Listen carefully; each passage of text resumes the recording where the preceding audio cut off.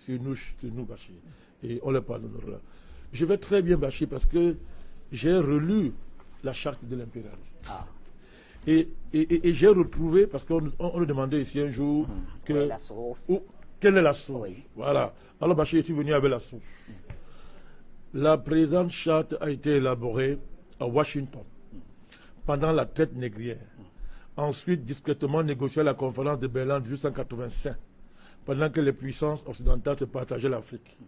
Elle a été renégociée secrètement à Yalta au moment du partage du monde en deux blocs après la Deuxième Guerre mondiale et pendant la création des sociétés des nations, l'ancêtre de l'ONU.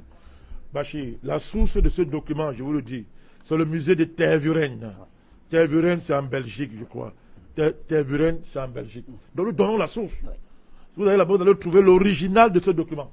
Parce que quand on parle ici, on dit non, il n'y a pas de preuve. Voici la preuve. Donc on donne les sources de l'origine. La première, regardez. Article 1, je vais si vous voulez rapidement. La devise de l'impérialisme, c'est gouverner le monde et contrôler les richesses de la planète.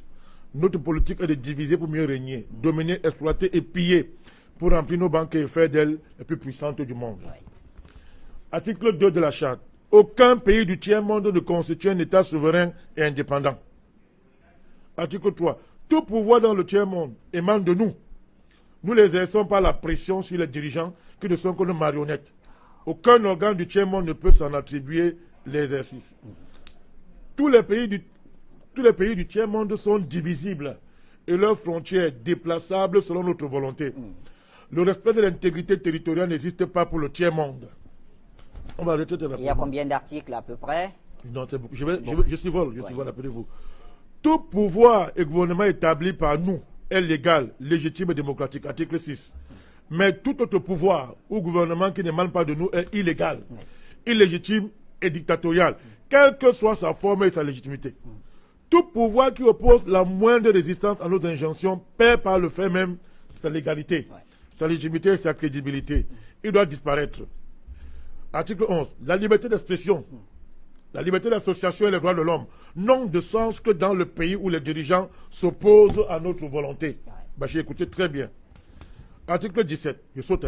Notre aide doit être accompagnée de recommandations fortes de nature à empêcher et briser toute action de développement des pays du tiers-monde. Article 18. Nos armées doivent toujours être plus fortes et plus puissantes que les armées des pays du tiers-monde. La limitation et l'interdiction d'armes de destruction massive ne nous concernent pas, mais les autres. Nos armées doivent s'entraider et s'unir dans la guerre contre l'armée d'un pays faible pour afficher notre suprématie et se faire craindre par les pays du tiers-monde. Toute intervention militaire, Bachir, a pour objectif de protéger nos intérêts et ceux de nos valets. Toute opération d'évacuation de ressortissants des pays occidentaux cache notre mission réelle, celle de protéger nos intérêts et ceux de nos valets. Je termine par l'ONU. Écoutez bien, article 22. L'ONU est notre instrument. Nous devons l'utiliser contre nos ennemis et les pays du tiers-monde pour protéger nos intérêts. Article 23. Notre objectif est de déstabiliser et détruire les régimes qui nous sont hostiles et installer nos marionnettes sous la protection de nos militaires, sous la couverture des mandats des forces de l'ONU.